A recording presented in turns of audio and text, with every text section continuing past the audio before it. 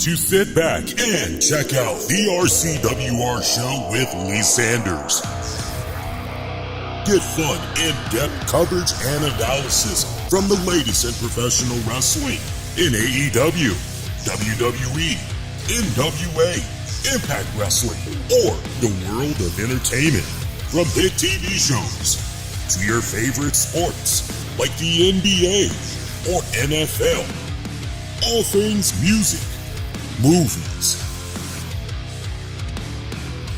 and beyond, while trying to make sense of this crazy world we live in.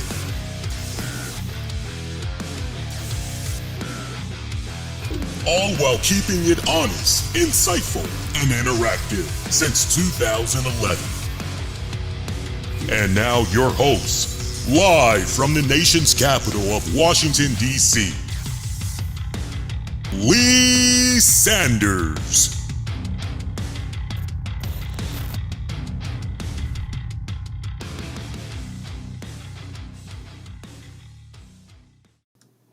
Hey, boys and girls, what is going on? You guys are checking out an all new edition of the RCWR show. But see, for one night only, we're ditching the RCWR show. No. For the first time, and I would say, my God, it has been 4 years. Longtime listeners will remember this series. It was definitely near and dear to my heart. We are bringing back for one night only Impact Showdown, covering TNA Wrestling Fallout. TNA Slammiversary is now in the books. Yo, if you guys did not watch the event, you missed out on a historic, fantastic event. Let me tell you, for those of you that have watched it, come and testify, my brothers and sisters. Let the congregation, the wrestling congregation, know what they had missed. Sound off. Come in with your comments, your reactions, as we are minutes removed from Slammiversary, off the air, only on pay-per-view. Nice selling point, $40. Well worth it. I definitely came out of my pocket, spent a little bit of that coin and got that pay-per-view hook up. And honestly, not disappointed whatsoever. I've got the interactive polls that's up on Twitter and on YouTube at the RCWR show, wanting to know what you guys had thought about tonight's Slammiversary event. So definitely make sure you are interacting on those. It's funny. Before we dive into this, I got to say that this is TNA Slammiversary related, the 23rd annual Slammiversary pay-per-view event. It was funny. I had polled our community exclusively over on the YouTube channel, and I said, yo, let me hear from you. This is what I'm thinking. I'm thinking about bringing back Impact Showdown, and we had the vast majority of people that did vote, although it wasn't that much.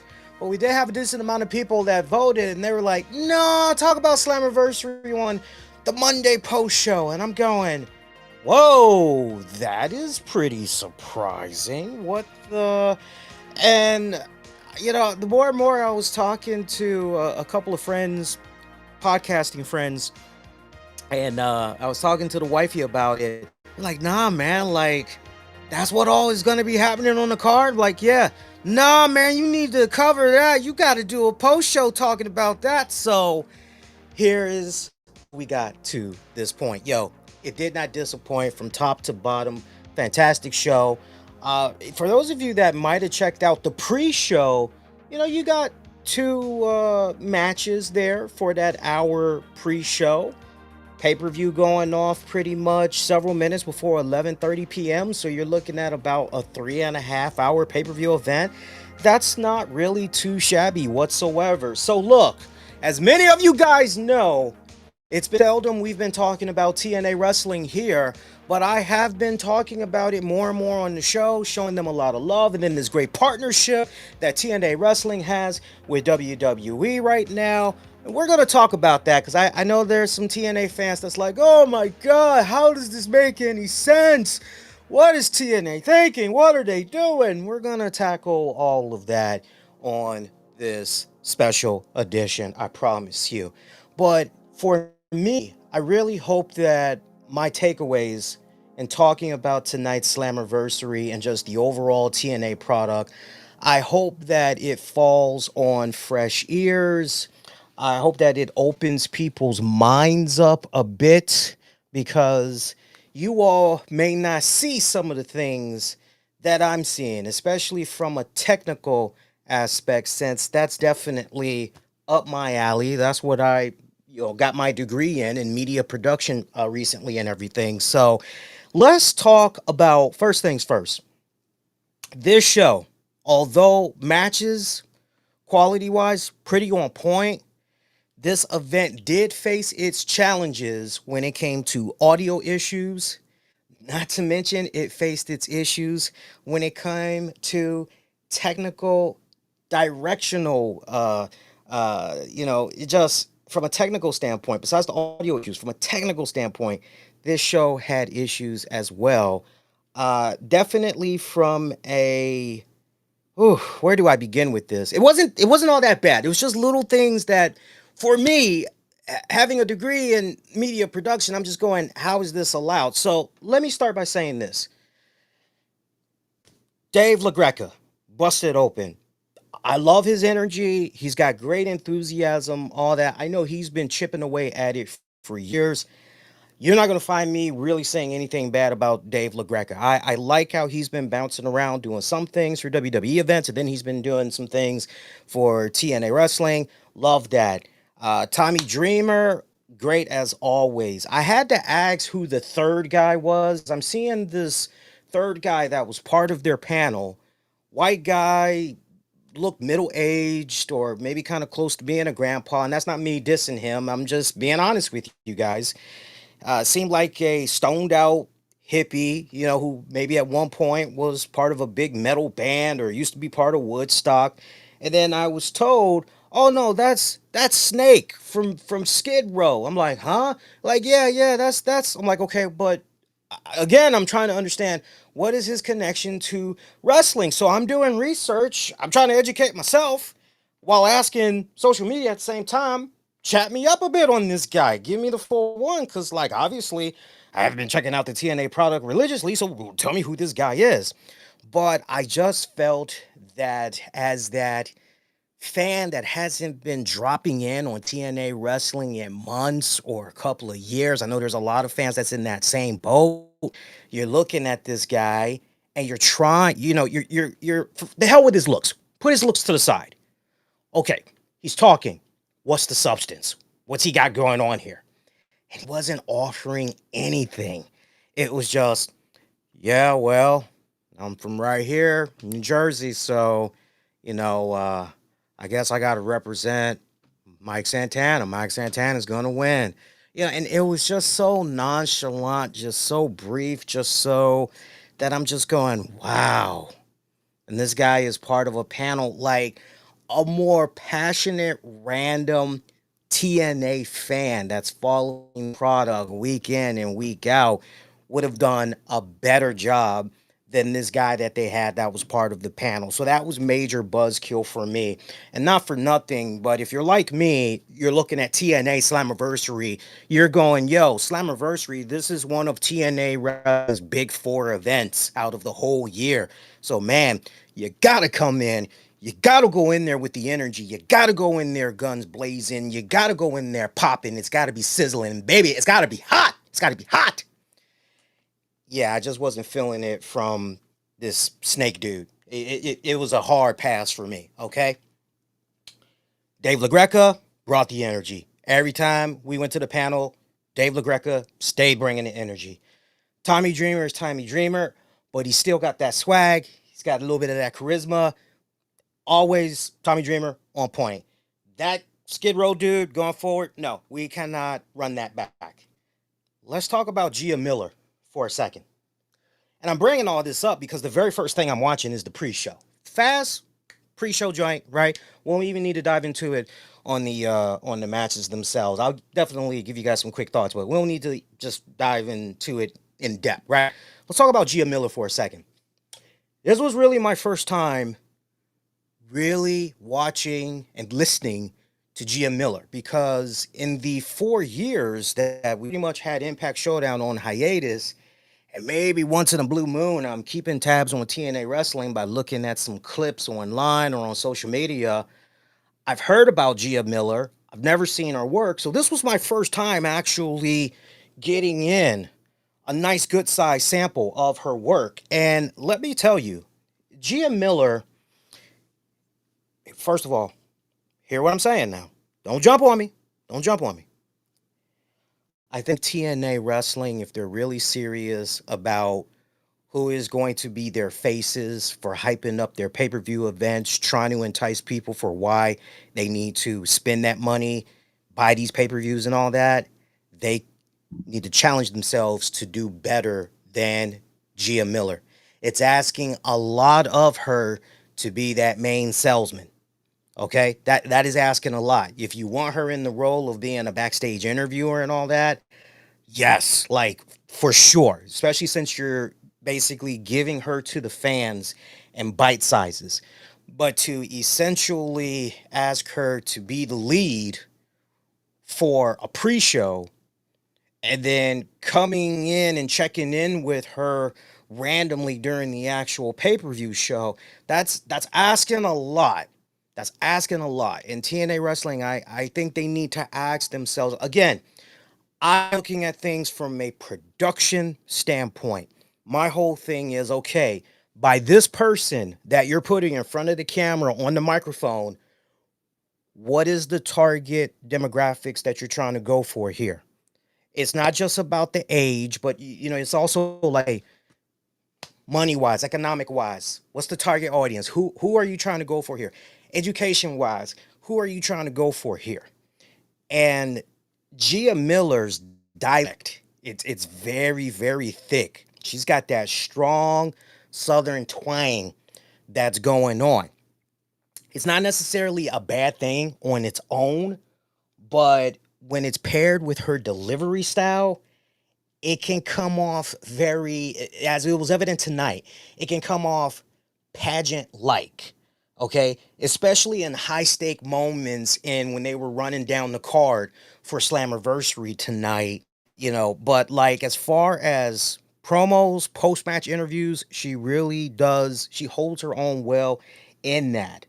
But as far as that big level, big league energy, this was a mismatch. I felt right here. They really should have been tagged in somebody else. She has the look. Make no mistake about it. She has the look. But you need a compelling presenter, beyond that. Because after all about selling. This is all about selling. And you got to definitely come off like you know what you're talking about. We got to hear that passion, that enthusiasm that's in your voice as you're talking about key rivalries. And you got to at least, and look, those of us that's made our rounds checking out different pre-shows, we know what we're talking about, don't we? Right? You don't have to have a degree in media production. If you've watched the products from many wrestling promotions long enough, you know exactly what you're looking for. You know how you like it. You know how you want it, right? So that may bring a question to you guys where you go, okay, Lee, I hear you. I hear you. I could make many more points, but you get the cusp of it, right? You get the general cusp of it. So now that probably has you going, okay, Lee, well, if you could have it your way, who would you maybe consider sliding in there? Okay, well, you got some up and coming names. I'm just going to throw a couple of names at you and you guys can do your research and all that. But you've got SoCal Val. And as we know, SoCal Val, she's been doing her thing for wrestling travel and progress, but she's got the maturity, she's got the poise, she definitely has that ability as far as hyping up a product and all that goes. She definitely stands out. Gabby La Spisa, hopefully I'm pronouncing that last name right. She's mainly known for Sirius XM stuff. Busted Open, she's definitely got the charisma. Y'all know that check out the show and everything. I'll even give an honorable nod to Denise Salcedo. I know she's been doing her thing on Busted Open too, YouTube, but see where she might be disqualified is the fact that she comes off more like a fan, more like a mark than anything else. And we're talking about really being able to sell those big moments, trying to get people to, yo, you got to come out of your pocket. You got to pay for this pay-per-view, right? So you kind of got to open a little bit of a more, okay, well, Who can we really get to? Jenny Taft, those of you that remember her days from FS1 when she was the moderator there for Undisputed with Shannon Sharp, Skip Bayless. She's also been a sideline reporter for Fox Sports covering NFL, college football. Strong live presence, very commanding voice. And she speaks with on-air authority. Megan Olive, she's known for her work in UFC. Definitely as the ultimate UFC insider. So that's just a couple of names. Emmy Patton. That's just a couple of names, right? And notice all these names that I've brought up, we've been showing nothing but love to the women. Any of those names kind of connect, resonate with you? Sound off, let me know. Or if you got somebody else you think, hey, yeah, now that you said that, Lee, they probably should move on from Gia Miller. Maybe they can go in, this respected direction. Sound off, let me know. In the meantime, let's talk about some of these matches. So we had the pre-show. By the way, New York, love y'all. UBS Arena. I was about to say USB. I always want to say USB when I hear that arena. New York crowd, they represented, man. I mean, that was a decent amount of folks in attendance. Looked to be about close to 8,000 that was in attendance tonight at the UBS Arena. I tell you what, they did many wide shots throughout the night. Lot of seats, lot of filled up seats, man. Beautiful thing to see. Two matches during the pre-show. We had the Elegance brand, Ash by Elegance and Heather by Elegance, retaining their TNA Knockouts championships against the Inspirations, T. Lee and Jessica McKay. 8 minutes, 30 seconds. Okay, little match. I got nothing else I can say for you in regards to that one. It's kind of interesting because this was my first time really seeing what Ash by Elegance, who used to be known as, what was her name before? It was not Brooke Hogan, right? What was her name before that? I want to say Brooke Hogan. I know it wasn't Brooke Hogan though. Dana Brooke, known as Dana Brooke in WWE. This was really my okay. I haven't seen you on the regular on my TV set in some years. Let's see what you're really capable of. Let's see. All right, it's been a while. Wow me. What you got? And it's kind of okay. It's the same thing. All right. You dressed it up different, but it's still the same chicken soup. I'm okay. All right, you can't fool me. You can't fool me. So then I look at the Inspiration, who used to be known as the Iconics, and it's okay. Well, hey, how you doing? Besides having blonde hair, what's going on with you girls? And I gotta admit, I've always had a soft spot for the Iconics. I thought that WWE letting them go was a huge mistake. I thought the girls, personality wise and all that, could you just imagine if they were still in WWE? Just a lot of the fun stuff that Triple H would have them doing. I guarantee you that 9 times out of 10, they would have been doing stuff for sure with Chelsea Green. Hell, for all we know, those girls might have been part of the Her Service for all we know. They sure as hell probably would have made it be a lot more entertaining than what Alba Fire and Piper Nevin is doing right now. Sound off. Let me know what you think about that. But it just next. Okay.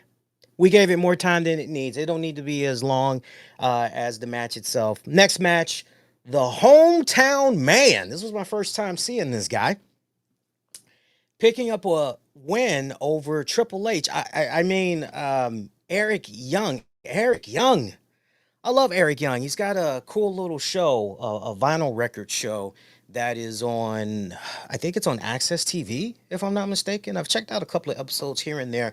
Love what he's doing. I called him Triple H because he was pushing a white beard. When I first saw him, I thought I was looking at Triple H, and not for nothing, but there was that phase where in TNA, he was going with the whole Triple H thing. And I'm glad that died out real quick.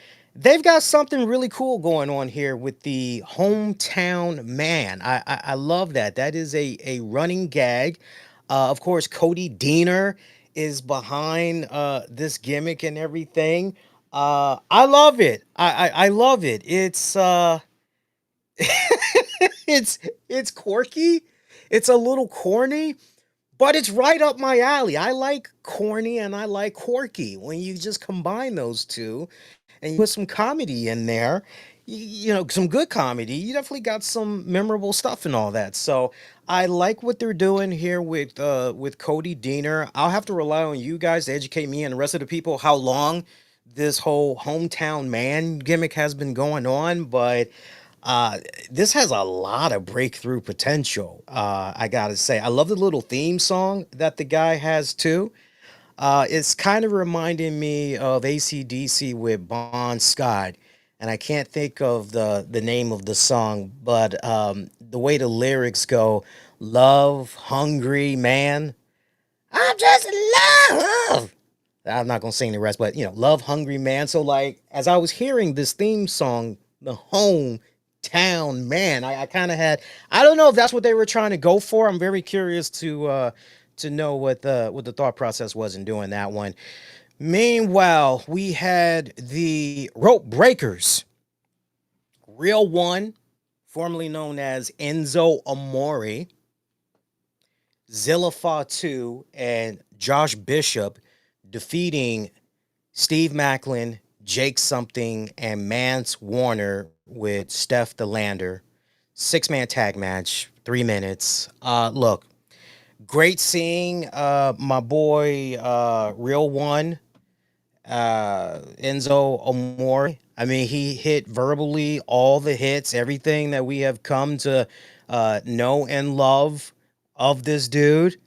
It also had me going at the same time, what the hell has this dude been up to since last we saw him? Cause like, and he came out with this championship belt, and I'm going, okay, what is this about? And apparently he is representing the what's the name of this promotion? I'm looking in my notes because I like the concept of this promotion, by the way, because hearing what this promotion is about, it's got me going, okay, well, I want to learn more about it. I want to know when they're going to be doing more events because I would like to check out this promotion. But the name of this promotion that Enzo's been working with is called Fourth Rope Wrestling. Again, it's called Fourth Rope Wrestling. And what they are about, I just want to feed you guys bullet points. What they're about is cross cultural appeal. So they are trying to do this nice merge of rap, fashion, and pro wrestling. Hey, I'm sold on that. That's a really good combination. I'm down with that. And so far, they've only done 4 events. They did the Hills Have Eyes, one, two, three, four events, basically, from what I'm able to see. So it looks like maybe there was actually 5 events, but I'm not showing the date for the 5th event. Here's what I'm looking at right now. They did the Hills Have Eyes 3, which was a kickoff event in Chicago, November 2nd, 2024. And then they had the Hills Have Eyes 4. That was an Atlanta taping on December 12th of 2024. Then they did Hills Have Eyes 5, SXSW, Empire Garage, March 13th of this year.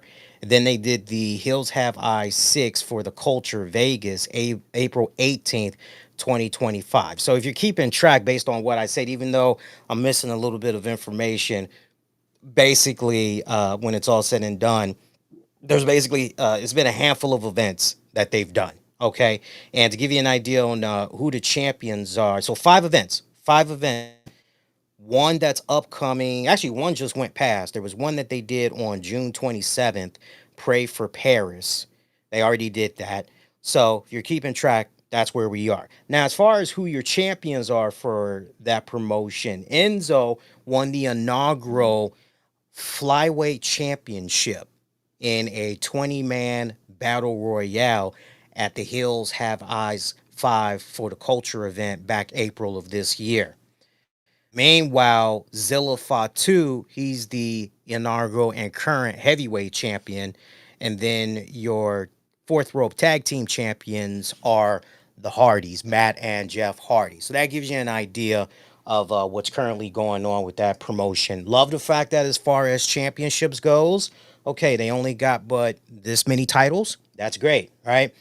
I had a little bit of a problem with this match as I was watching it. Yeah, look, 3 minutes, right? Don't really need to dive all, but like, here's the thing. You had Enzo Amore, aka Real One, spending all this time hyping up the hell out of his tag partners in Zilla Fatu and hyping the hell out of Josh Bishop and everything. And you're like, Zilla Fatu, this is the son of the late Umaga. Yeah, you gotta put some respect on this dude, man. You gotta show this man some love. And of course, as we all know, Zilla Fatu, WWE is definitely eyeing him and all this other stuff and everything, right? So where I had a problem was the fact that okay, Zilla Fatu, this is a big man. Jake something. I hadn't seen Jake something in a few years, but I looked at Jake something way back when and I said, man, this is some heavyweight championship material right here if you do this guy right and everything. So you got to just imagine me seeing this guy on the pre-show. I'm going, huh? Well, not that it's a bad thing, but just let's see what happens. I didn't like the fact that with Zilla and Jake being big guys, they weren't looked in such a way where, okay, look, when these guys get eventually tagged in, it's impactful. It means something.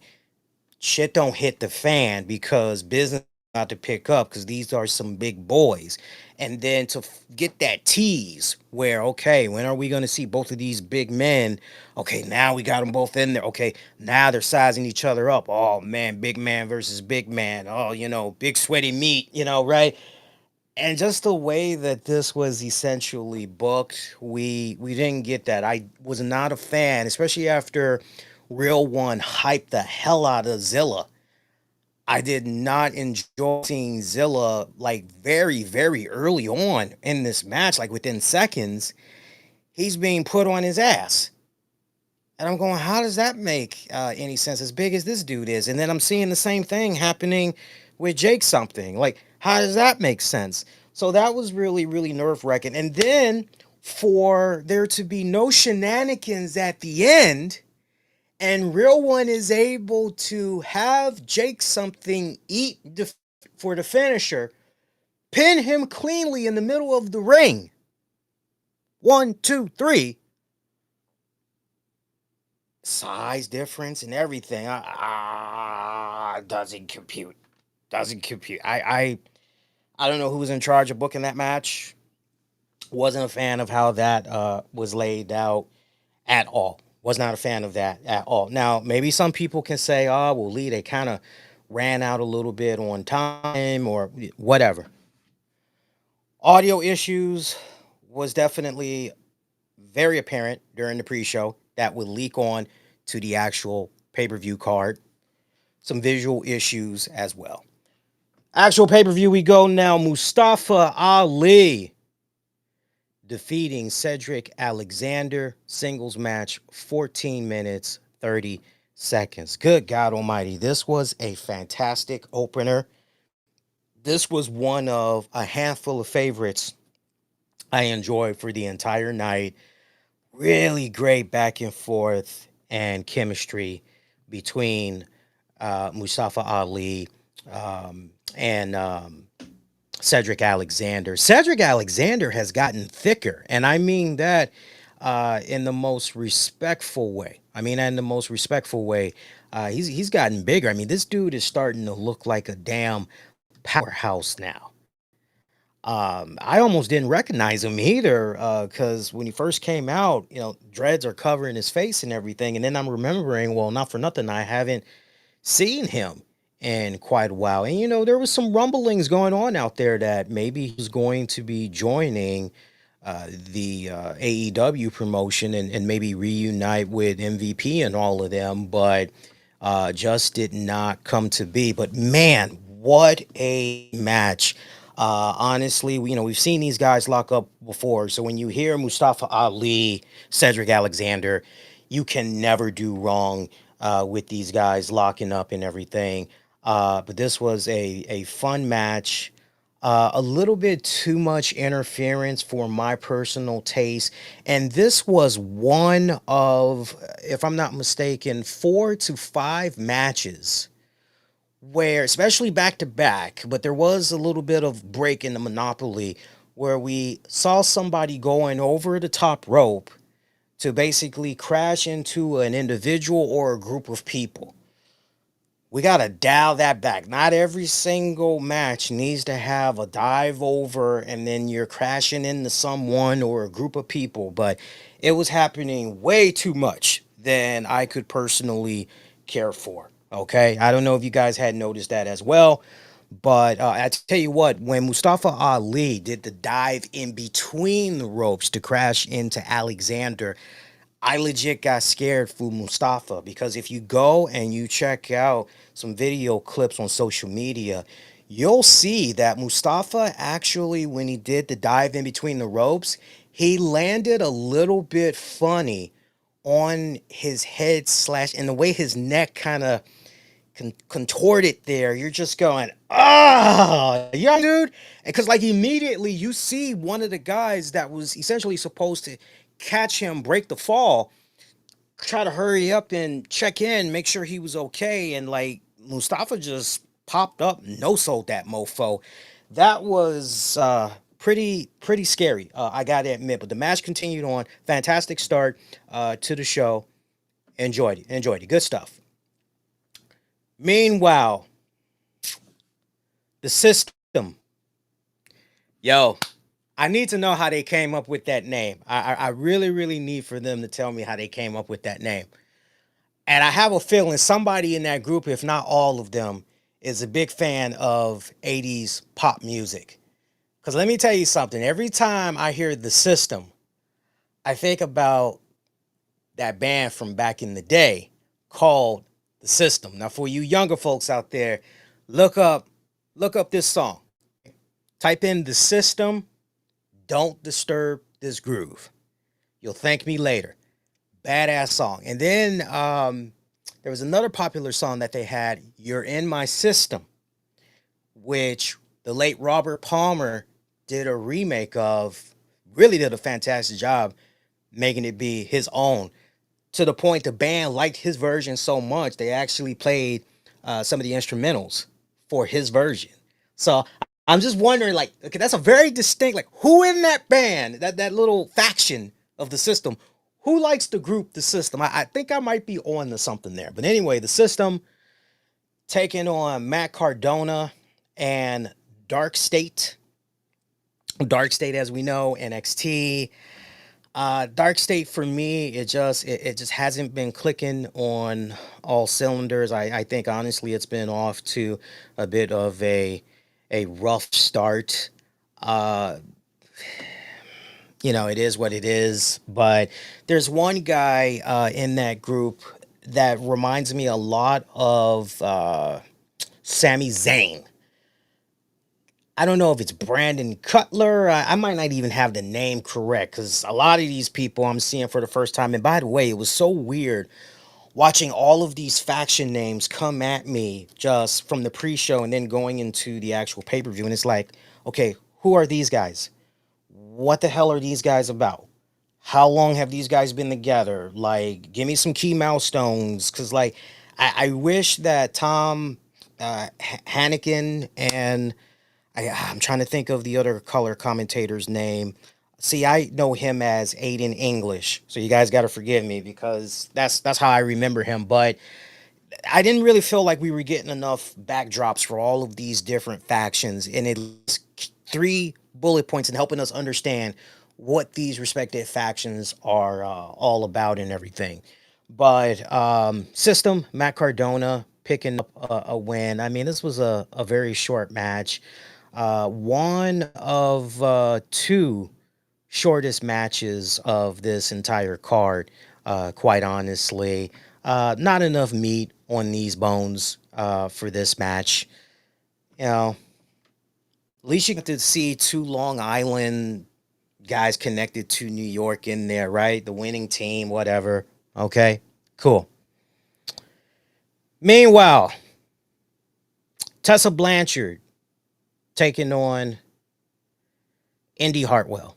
And we had the beautiful and the lovely Alicia Fox, now going by her real name, Victoria Crawford. Victoria Crawford pretty much in the corner there for Tessa Blanchard. This was a rough match. This was a rough match. I got to tell you, I love me some Indi Hartwell. I do. I thought and I still feel that as far as WWE releases go, she had no business being released by the WWE. They should have continued to just, you want to talk about properly underutilized, misutilized, definitely Indi Hartwell. Some of the timing in this match was off, and it wasn't because of Tessa Blanchard. You know, you could see a lot of times and visibly you could see the frustration on Tessa Blanchard's face as Indi Hartwell was doing some stuff that you're going Indi. Like, it's clear as day that whatever Indi was trying to do, that wasn't what she was supposed to do. And you can see Tessa, you know, a little upset, but not to the point where she's losing her cool and she's being reckless. But you can see her physically steer Indi in the right direction. I even remember there was this one particular spot where there was some type of a flip that had occurred. Like Indi was going for a move, and then somehow Tessa countered it, and Tessa was trying to somehow take that counter and turn it into a power bomb in the ring, basically. And Indi wasn't moving. I guess maybe Indi thought it wasn't time for her to do whatever. And you can see Tessa like legit hit her. And I guess that was kind of her letting the cue be known. No, no, no, you're supposed to take this move. And Indi just relaxes afterwards. And but there was a lot of miscues in this one. And sometimes it can be good when you're seeing these kind of miscues, right? Especially if you're seeing a handful of them. But then after a while, you kind of go, get your shit together already, right? And I was almost at that borderline Indi, whatever's going on. Like I've seen for many years what she was doing in WWE. So I don't know if she was having jitterbugs or what, but this was the first time that I was able to see of Indi where she just seemed kind of off. It happens to everybody, right? Not everybody can have a good night. A lot of us have off nights. But I give Tessa Blanchard a lot of credit for, you know, trying to make sure that she steered that match in the direction that it was supposed to go in. Right Woman won, as far as I was concerned. You want to definitely continue to build up Indi Hartwell and her tenure here in TNA wrestling and everything. This was the right move to make, especially given the fact that, say what you will about the Blanchard, but Tessa Blanchard is someone that has won championships across multiple promotions. Definitely a former Knockouts champion, definitely a former TNA World Heavyweight champion.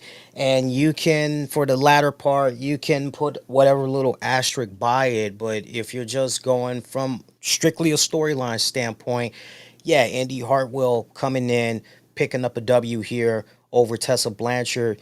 That's really, really good. I think the right woman won, especially if it means that Indi Hartwell does move one step closer to eventually getting a shot for the TNA Knockouts title and everything, especially if it means she gets to chase after Jayne, right?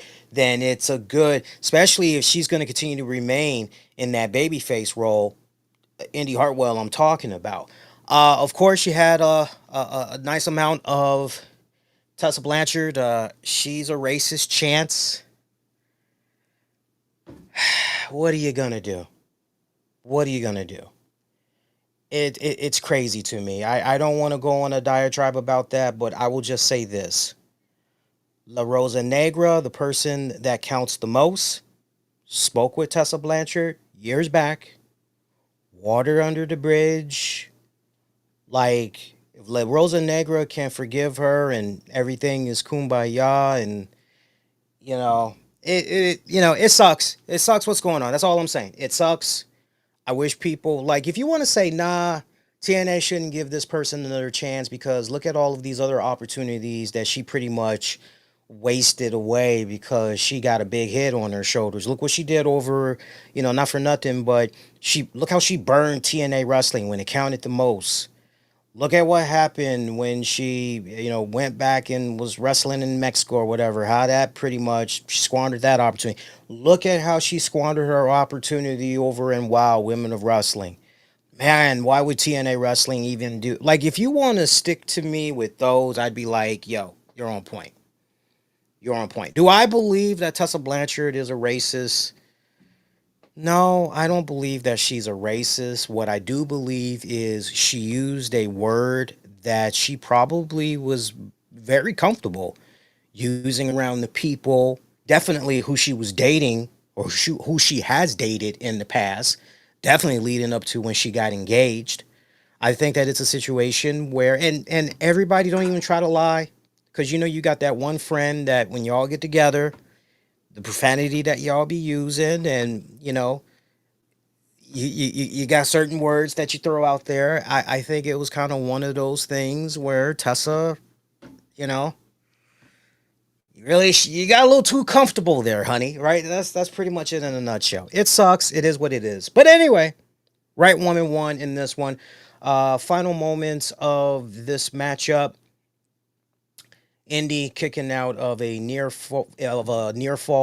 Blanchard looked on. I love the way she sold when Indi kicked out. I mean, she act like she heard a gunshot or something. I love it. Then Tessa started kicking the hell out of Indi, talking some mad trash, slapping the hell out of her.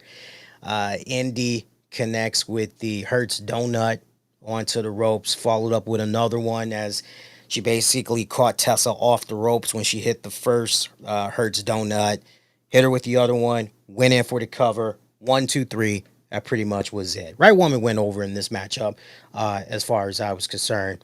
From there, Gia Miller tried to go in and congratulate Indi Hartwell, wanted to know what's next. I was ready to hear, I'm going to Disney World. Indi said, yo, I just beat a former Knockouts champion. But then Tessa attacks her. Even Alicia Fox there, Victoria Crawford, even she was getting in on some of the physical action. But Tessa was beating the living hell out of Gia Miller. Boy, talk about a uncomfortable situation there as we see Santino Morella. He catches up to Tessa and says to her, what the hell were you thinking? Like, she's not even a wrestler. Right? It's like, she's not even a wrestler. Like, what are you doing putting your hands on her? Not only did he eject her, but he will reveal later on to Heel's point in the chat, Tessa Blanchard would get suspended indefinitely. Going to be interesting to see what happens with the upcoming programming for Impact, as far as if Tessa's going to show up, she's going to undermine Santino's authority because she didn't care about being ejected from the arena by Santino, but maybe she's going to care now that she's been suspended indefinitely. We'll have to wait and see how that plays up. Remember earlier I was talking about there was a lot of audio issues. They definitely continued on during the actual pay-per-view. Definitely some directorial issues as well. There was an Ash by Elegance backstage segment where we could see as clear as day, most importantly here, we can hear the floor manager or whoever is telling them to get ready. Here we go. Here we go. Like, we're getting ready. Here we go. And you can see Ash by Elegance trying to hype themselves up, and they're like looking off in the space, trying to figure out, okay, do I got this line down?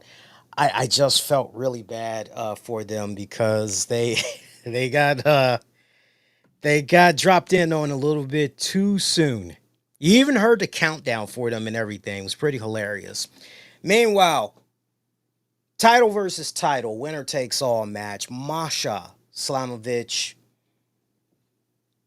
current TNA Knockouts Women's Champion, taking on NXT Women's Champion Jacy Jayne. Jacy Jayne, for the first time in history. Boy, we got ourselves a double champion. We got a double TNA and WWE current champion. Like, that is unprecedented. Like, we've never heard of that before. Like, and I've been doing this a long time, like never before. And Jacy Jayne made some history here, as she is now your new Knockouts champion, while also still holding on to that NXT Women's Championship. Numbers game played a factor. Remember, at one point, the referee actually had got taken out. Nice little spot that went down. A second referee had to come in, but by the time a pin attempt was made, there was already a kick out and everything. From there, just moving on a little bit later on, finally, to try to even up things, Xia Brookside and Xia Li coming to even up the odds against the other members there in Fatal Influence. Meanwhile, Masha connecting with a kick, takes out the ref. Snow plow by Masha. No ref. Ref comes out there. Remember I was saying 2 refs? That's where your spot happened right here. Masha tries looking for the Requiem, but Jayne connects with a jackknife pin.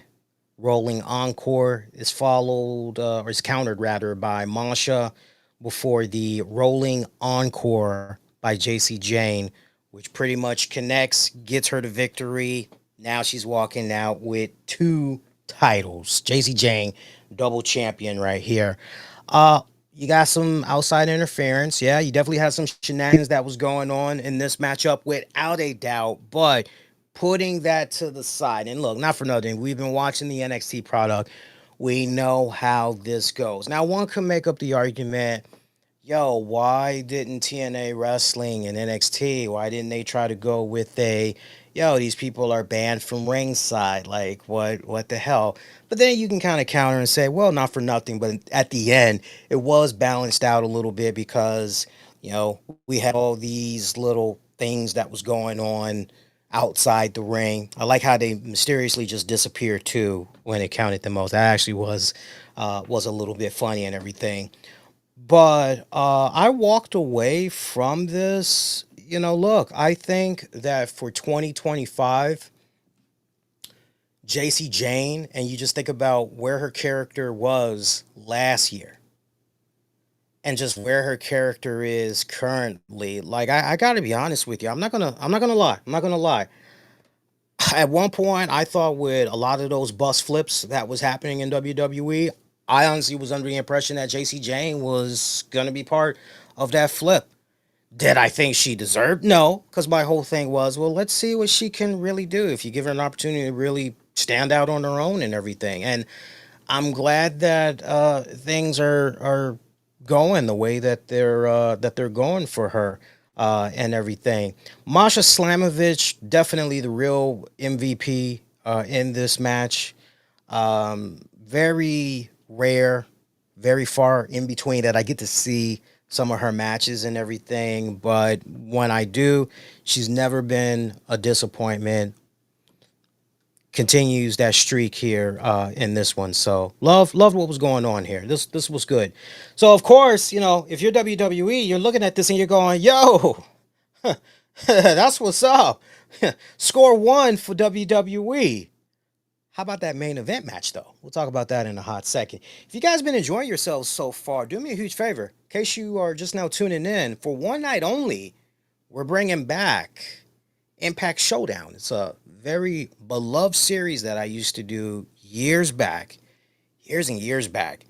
We would cover all things TNA wrestling on Impact Showdown. That was it.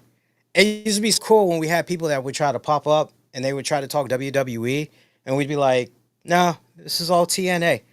Sorry. So it's nice to bring this show back. So, like, all I got to say, you appreciate what we're doing so far. If you haven't already, thumbs up, all that shit. You know what to do. Like, all that, subscribe, all that jazz.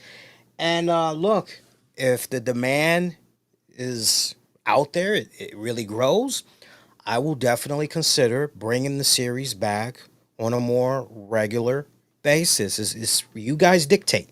You guys are dictating. All right. We still got the TNA Slammiversary poll that's going to be coming up later on too. By the way, so we have not revealed the results of that just yet. So stick around for that. Moving along.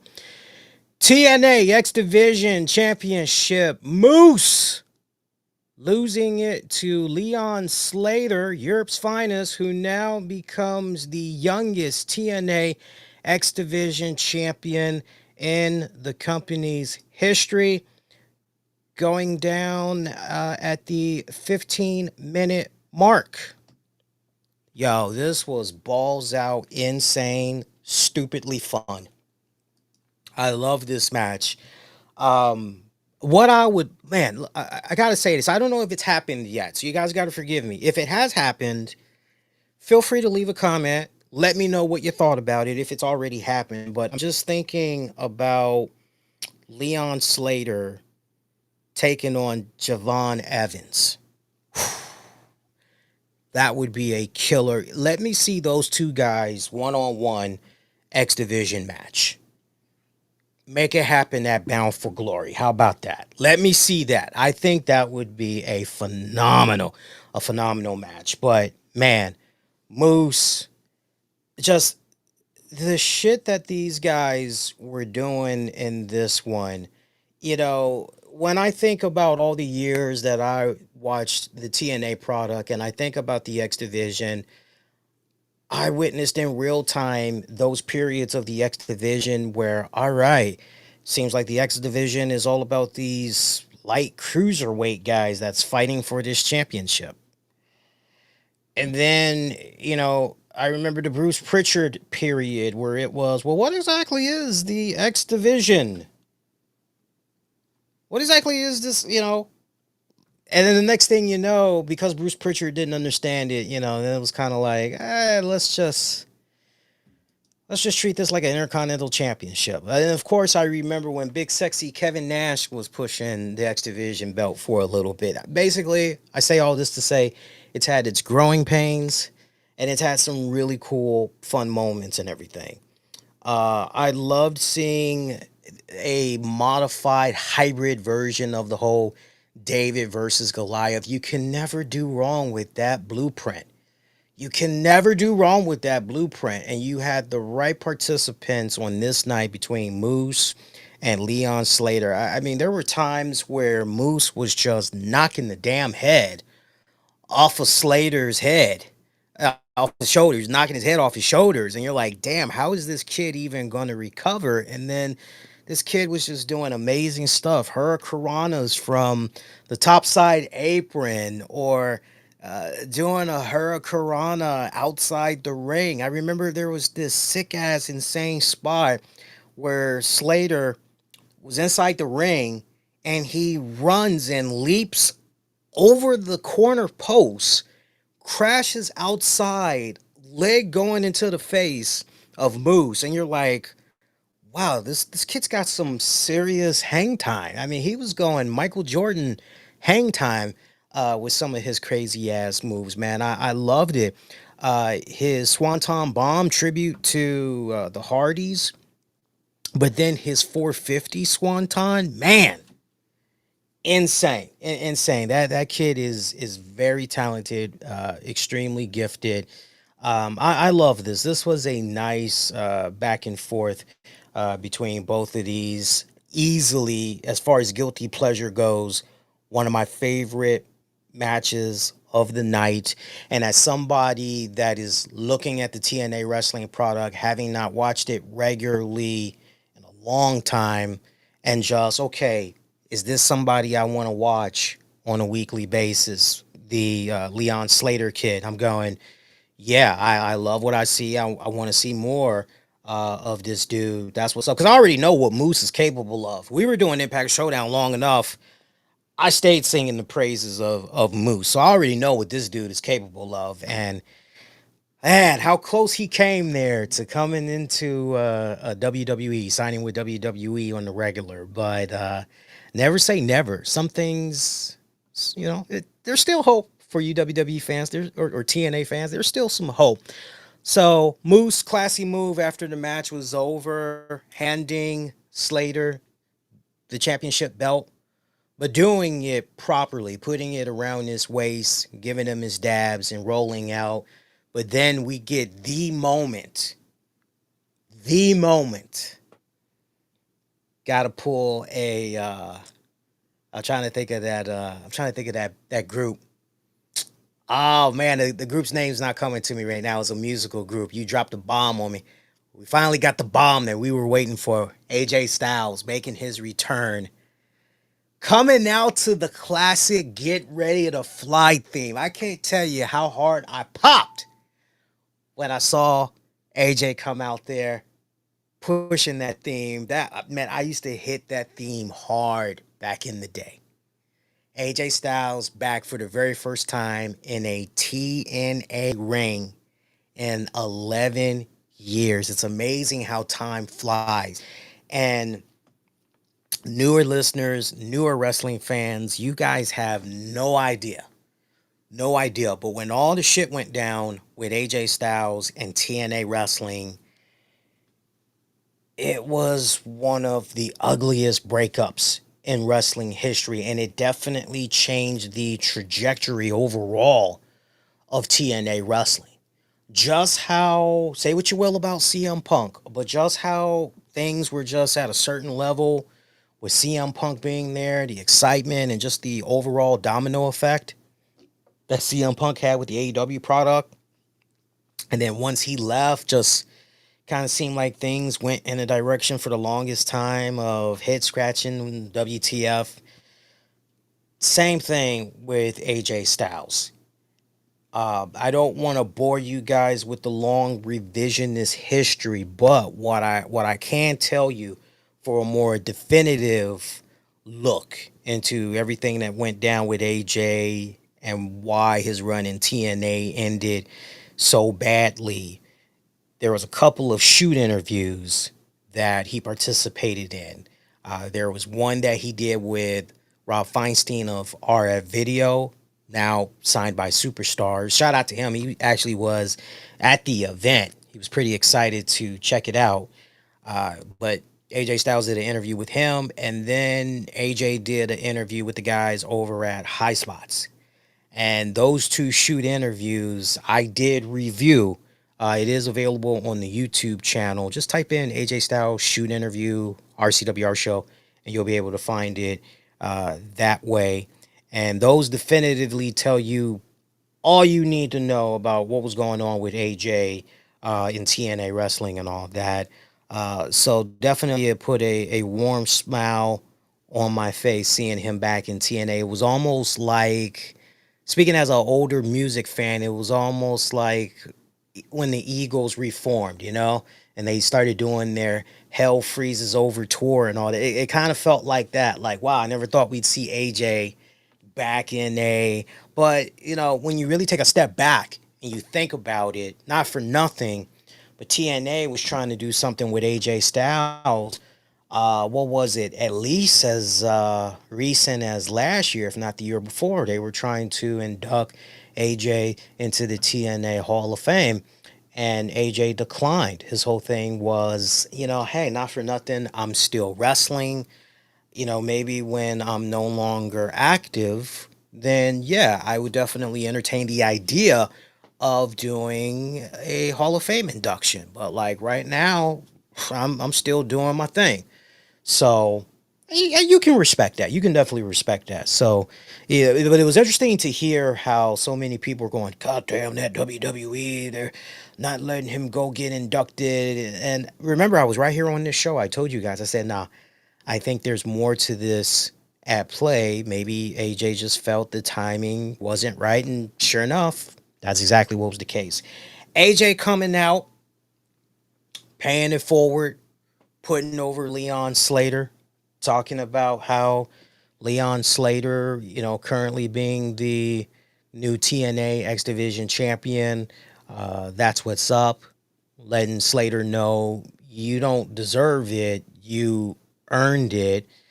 And telling him straight up, let it sink in. You're the youngest X Division champion in TNA history.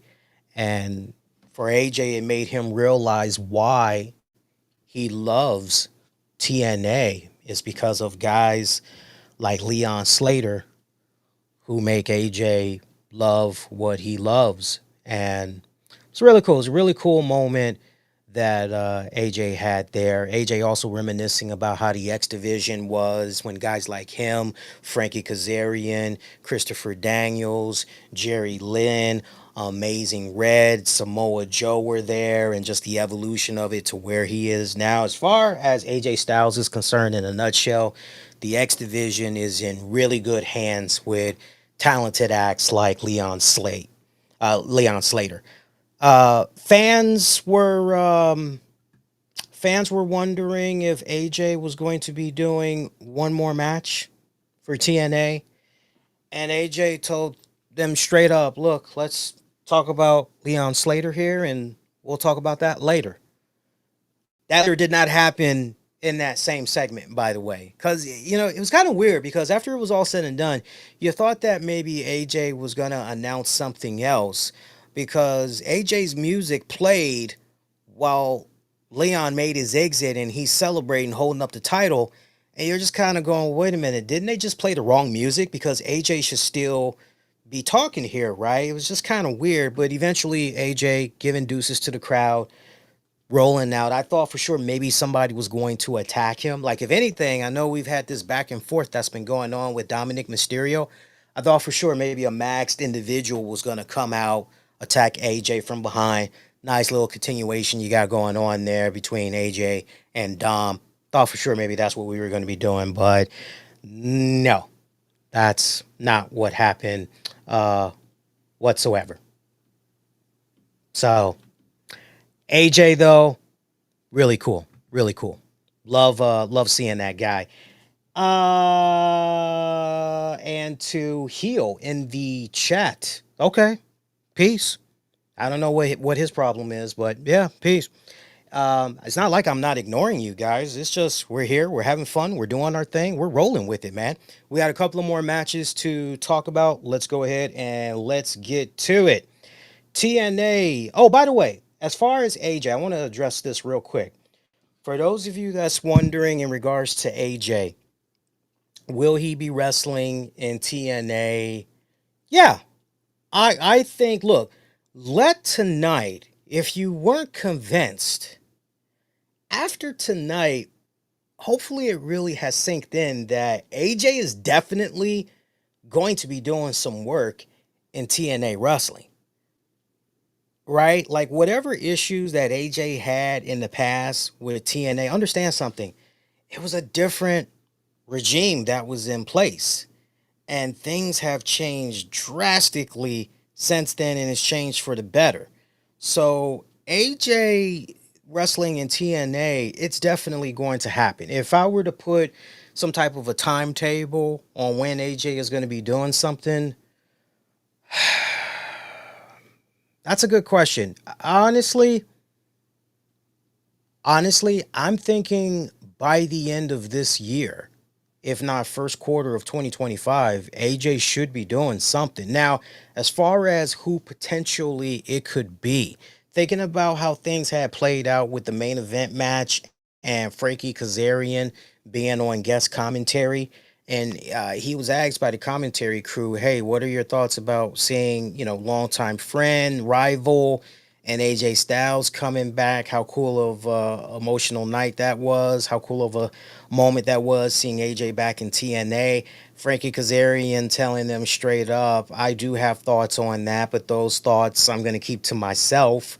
I'm not going to talk about that right now. There's a time and a place for it, but rest assured, I'll be addressing AJ's return in the near future."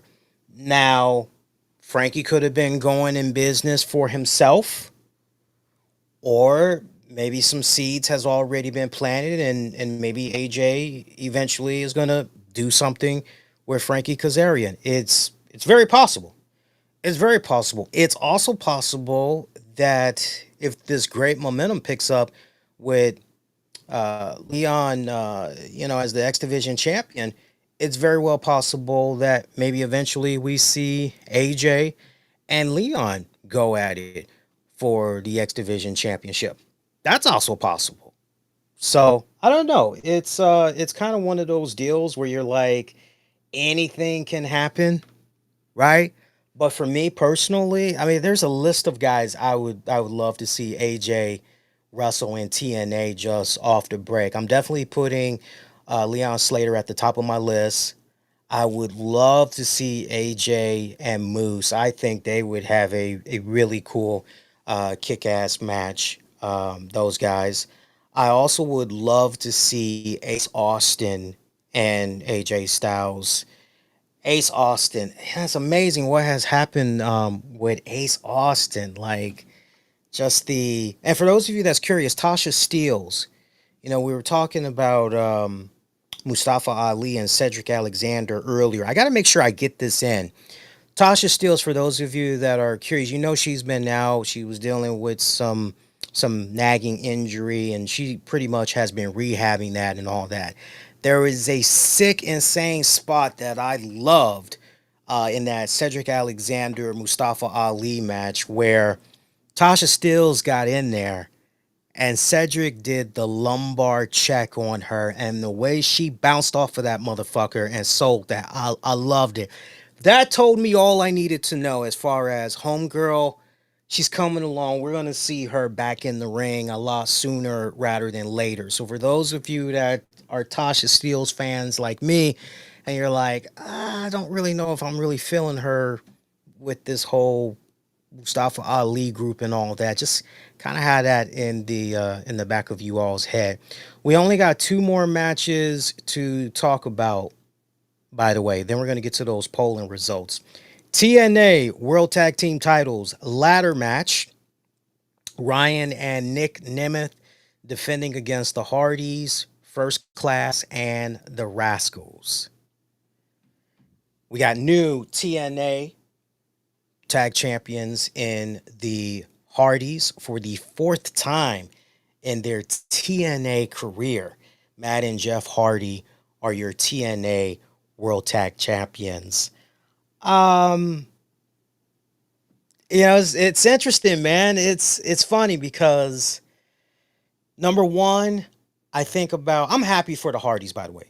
I'm more specifically happy for Jeff Hardy because whatever was going on with Jeff Hardy in WWE and whatever was going on with Jeff Hardy in AEW, it just seems like now, as far as even more maturity kicking in, continuing to stay on the path of sobriety, being drug free, Jeff, it seems like he's really finally figured it out. He's conquering his demons. And so it puts a smile on my face to see, hey, check out this nostalgia over here. This is what's hip again. This is what's fresh again, right? It's kind of got one of those type of vibes going on and all that. So, I'm happy to see them as the TNA tag champions, but I can't help but wonder, okay, what exactly does the future hold for these guys as the champions going forward? Because as somebody that grew up watching Matt and Jeff Hardy do death-defying, insane, crazy Tony Hawk. I mean, we think that some of the stuff that Darby Allin is, that's nothing compared to what the Hardys was doing. I mean, they took at least 15 years easily, and I'm sure Matt Hardy would attest to that. They took at least 15 years physically off of their bodies with the insane amount of shit that they used to do back in the day.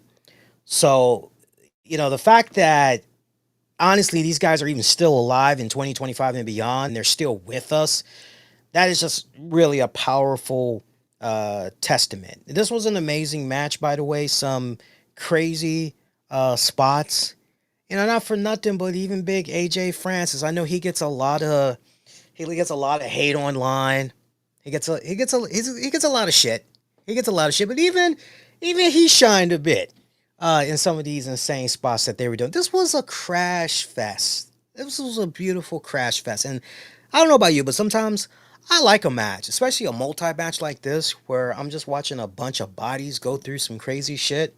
Now, I gotta tell you, I got concerned for Jeff Hardy going towards the end because Jeff ended up grabbing this ladder.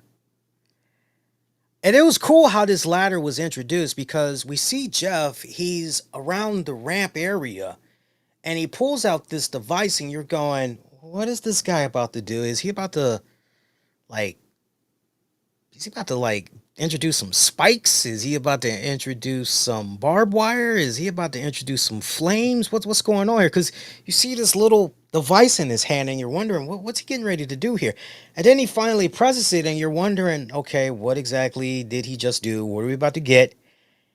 And then you just see this nice, funny ass helicopter ladder drop. That's what I call it. It looked like a helicopter ladder. It just drops and you're going, oh, it is that kind of match, isn't it? You got to reach and grab the titles high up. Like, you almost forgot what type of match this was because they were just doing all kinds of crazy, insane shit with each other. It's funny how that ladder eventually came into play for the Hardys to get the championship and everything. But that drop down ladder from the roof, AJ Francis damn near killing himself in this match. All of it, just beautiful stuff. I loved it. But wait. Bully Ray comes out. Keep in mind, in New York, it was like 82, 83 degrees, and we got Bully Ray coming out there wearing a freaking black baseball hat, black collar shirt, black jeans, black leather jacket.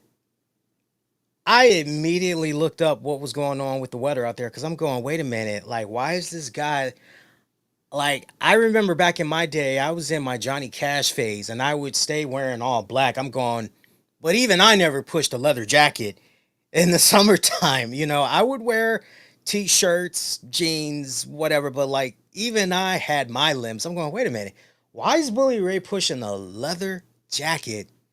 It's 83 degrees out there. Like, okay, whatever. You're just trying to look cool. Okay, dude, I'm sold.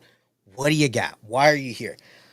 Bully Ray showing up post-match. Long, drawn-out segment, too. We really should have trimmed this particular segment down big time. In a nutshell, Bully Ray challenges the Hardys. One more match against Team 3D at Bound for Glory. To which the fans were chanting, where is Devon? Bully Ray addresses them. He says, that's a very good question. But one thing's for certain, one more time, I'll be saying, at Bound for Glory, against you, the Hardys, Devon, get the table. What do you say? You boys up for one last match? Hardys agreed. So, Sunday, October 12th, Bound for Glory in Massachusetts, Hardys, Team 3D. That's the match we're going to get. I get that TNA realizing they had a lot of eyes on them with tonight's product, and at many points throughout the night, they were trending number one. So, and that's cool. You want to try to capitalize on that and everything.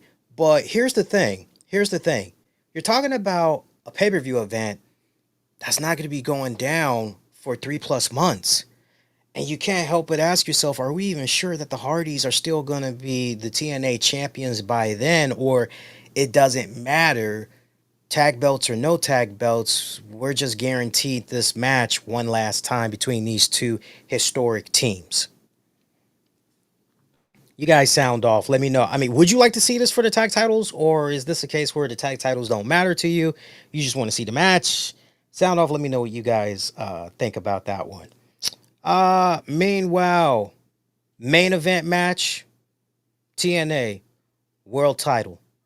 Trick Williams successfully defending against Joe Hendry and Mike Santana. First of all, the entrances, although Trick Williams had the best fucking entrance. Yeah, the best entrance. Mike Santana, I mean, my God, Mike Santana was getting the Jey Uso treatment. I'm not exaggerating. I mean, this was long and drawn out. The guy that usually sings his official theme was out there, and they just kept over and over. They must have did like at least 10 loops of his theme song, but yeah, they had him going through the crowd just like Jey Uso and everything. I was chuckling at one point. I'm going, look, he's good, like, but he ain't the Yeet man. Like, come on now, he's good. It's like, but he ain't the Yeet man. He don't deserve a 15-minute entrance. Like, come on now. And then we had Joe Hendry, the usual stuff. But Trick Williams, as far as entrances of the night, Trick Williams had the entrance of the night. He had the Harlem Choir.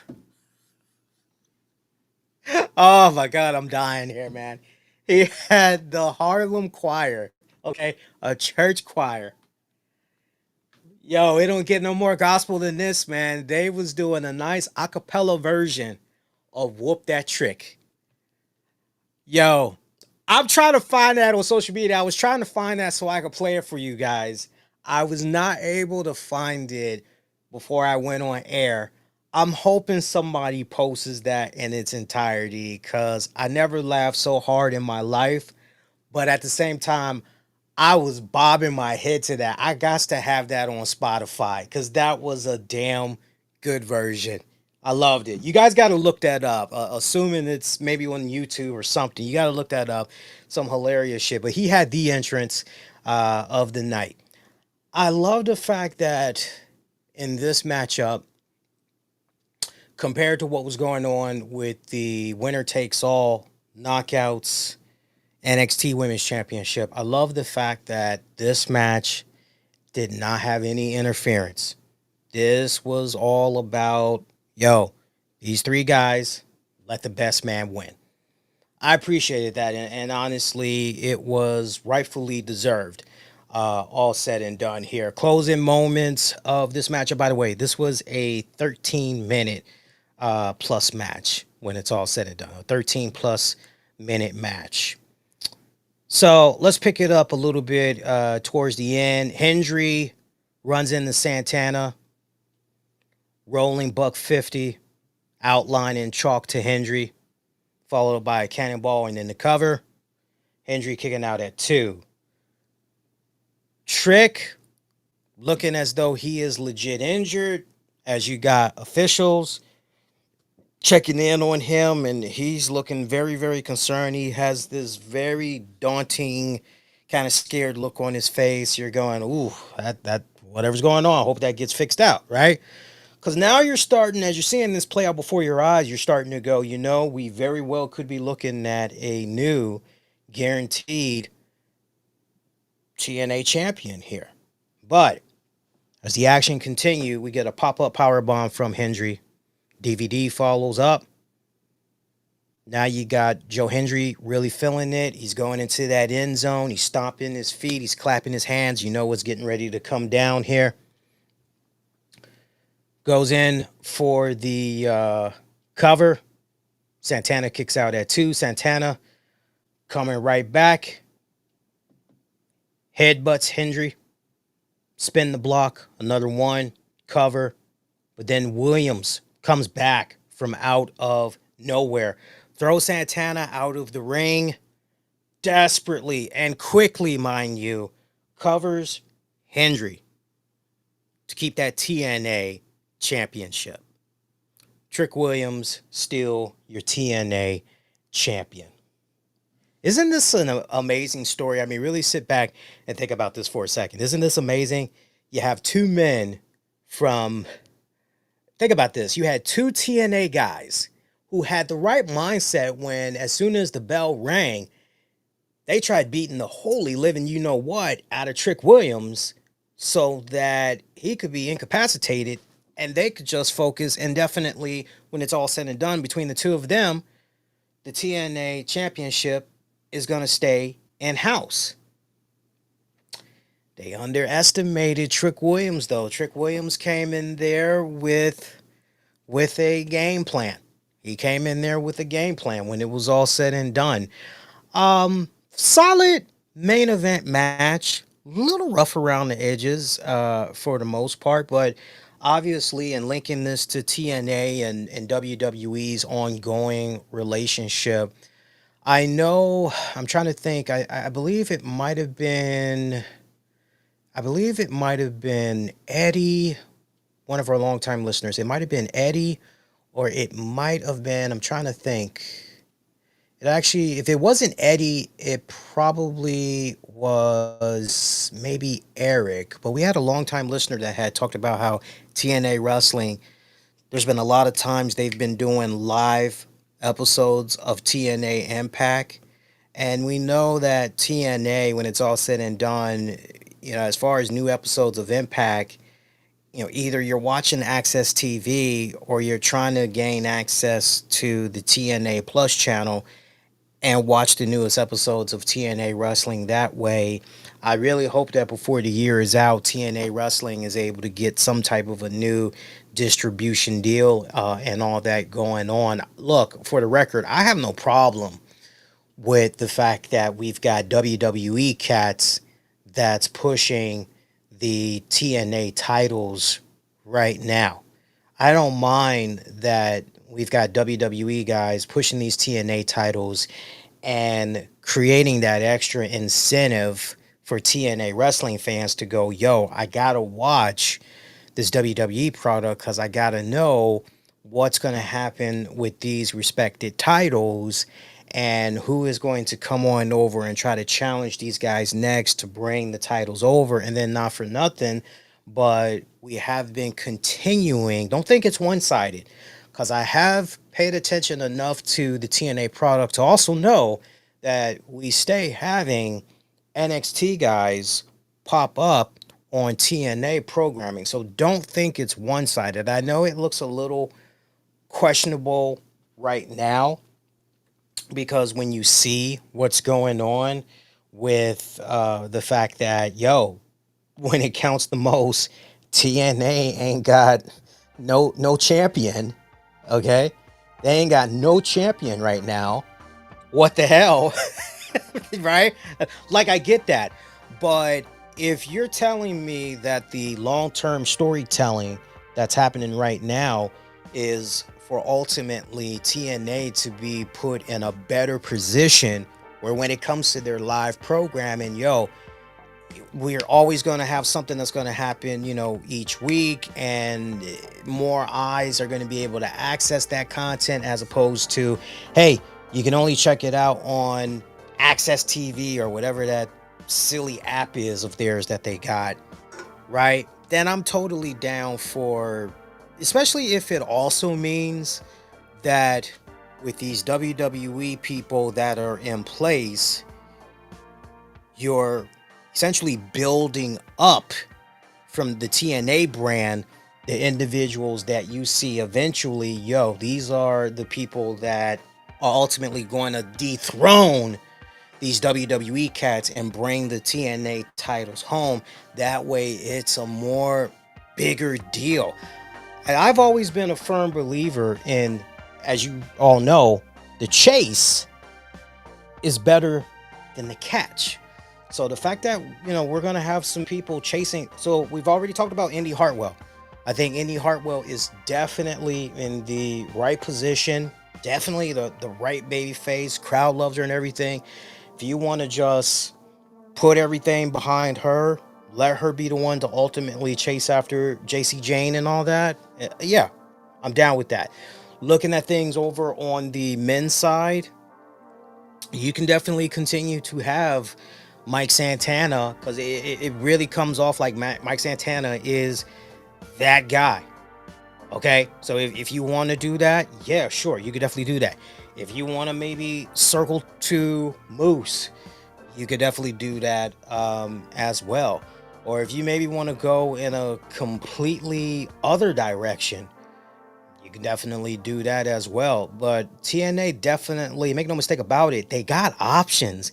It's just a matter of, okay, how are they gonna do this? We know how they're trying to benefit, but the real question is how this is possibly being laid out. Is it really gonna be executed like that, right? One thing that we can all be in agreement, when it came to the AEW TNA relationship, that was extremely one-sided. We can all be in agreement of that. It was extremely one-sided, right? Now, I also would agree with those that want to push back and say, well, not for nothing. It just seems like whenever something is up for grabs, TNA's not taking it home. They keep choking. I do agree with you all on that, and we do need to break up the monopoly a little bit there, not for nothing, right? Now, I am giving it now. For all I know, maybe at some point, maybe a TNA tag team or individual, maybe they did win something and it went over to TNA for a hot minute. I don't think it did, but if it did, let me and the rest of the community know so we can get caught up to speed. Speaking of getting caught up, I'm going to pull up the polling results now. Go to Twitter at the RCWR show, and we also got the polling results available on youtube.com/the RCWR show. Let's see how you guys have voted over there. And as I am pulling this up, I want to take this time out to thank the many of you that are tuning in right now, checking out this special Sunday post show of Slammiversary. Appreciate you guys. Shout out to longtime follower and listener Deontay, who said, "Dang, it's going to be like this for a long time." Yeah, he's following up on the loud "she's a racist" chants in regards to Tessa Blanchard, because I had made a observation about that particular scene during Tessa Blanchard's fight with Indi Hartwell. I said, no matter how much time passes, some things remain the same. Woof. And yeah, to Deontay's point, yeah, it's gonna be like that for a long time. Like, I don't think it's ever. She could be donating money to the Boys and Girls Club. She could be. You could say she got married and she is in an interracial marriage and has an interracial child or a biracial child. The people are not going to care. They are not going to care. That's the sad part, man. They are not going to care. She's forever going to be a racist. Let's see what else we got here. Let's look at the polling results here. All right, looking at Twitter right now. Interesting. Wow. I think this has to do with the TNA championships there. We got 43% of you that's giving TNA Slammiversary a thumbs up. Meanwhile, top dog right now, 56% of you are giving it a thumbs down. Appreciate you guys that voted via Twitter at the RCWR show.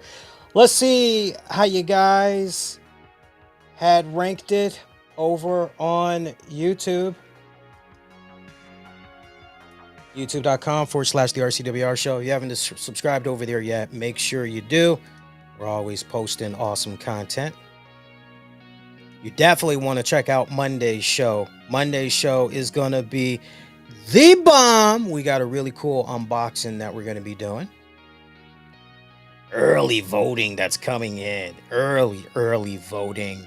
Like, not even enough to reveal the results right now. It's very, very early. We'll see if it picks up within the next 24 hours. Looking at the Slammiversary card, I'm now going to give you my most favorite match and least favorite match, and then we'll give it a overall rating. Most favorite match.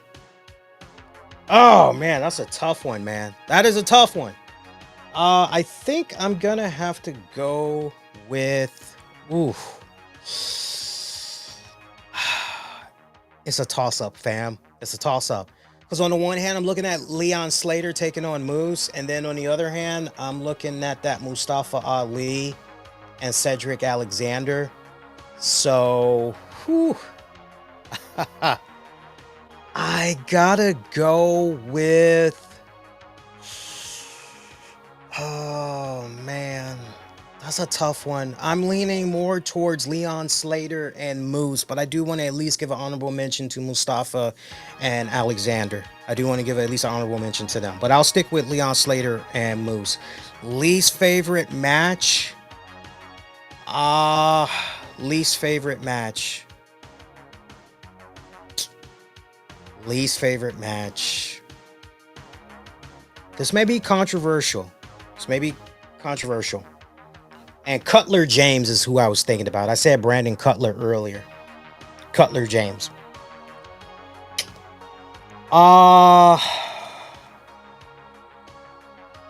That's a tough one. That's a tough one. Honestly, Matt Cardona in the system. JDC taking on Dark State. I honestly could have done without that match. Honestly, match not needed. You could have taken that off the card. I would have been fine. I would have been totally fine. All the other matches, perfect. Would have been fine. Grade,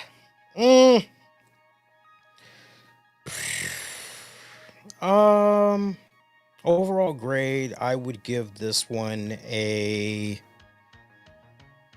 Oh man, this is a tough one.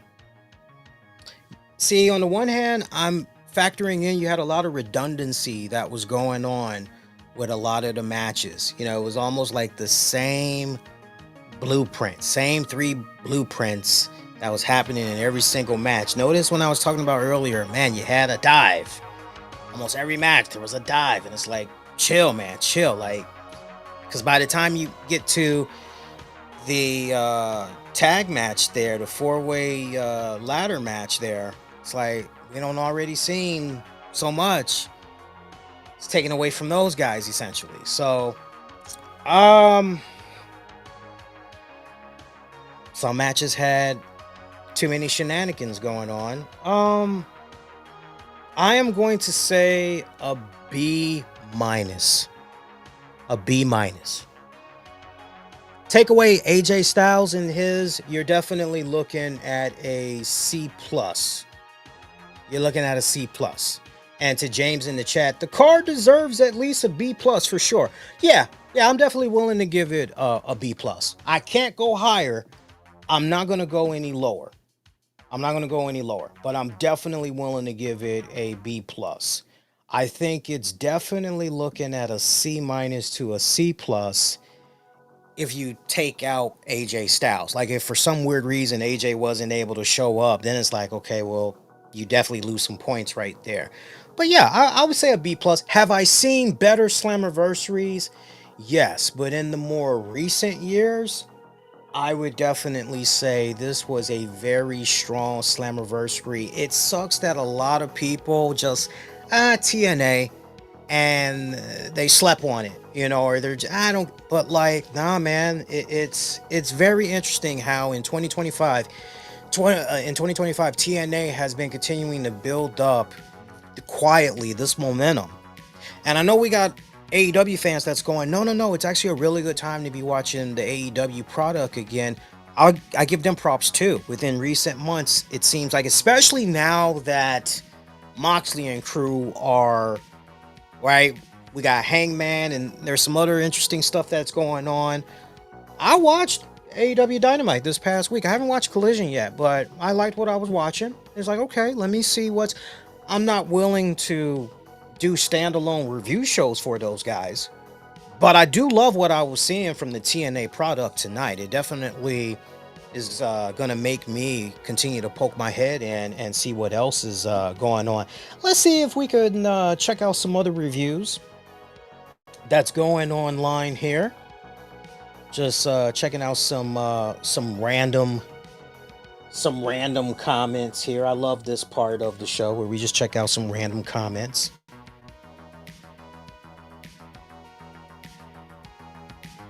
I love me some random comments. Just browsing online here. It doesn't even feel like a Sunday night, by the way. Shout out to Dash.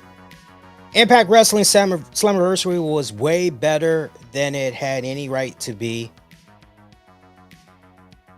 WWE Extreme Rules, the horror show, was super weird because all the matches were good until the end sequence, and then they all sucked. So I don't know what the hell that's about, but yeah. I don't know what that's about, but you know, hey, it's all good. Shout out to NTH who says that Slammiversary and All In greater than WrestleMania by far. Triple H wasn't even trying with Mania this year, and it was quite obvious. I don't know. He might be onto something. He might be onto something there. I kind of feel him. Keyshawn, shout out to Keyshawn. Santana. What happened with Santana? Santana deserves better.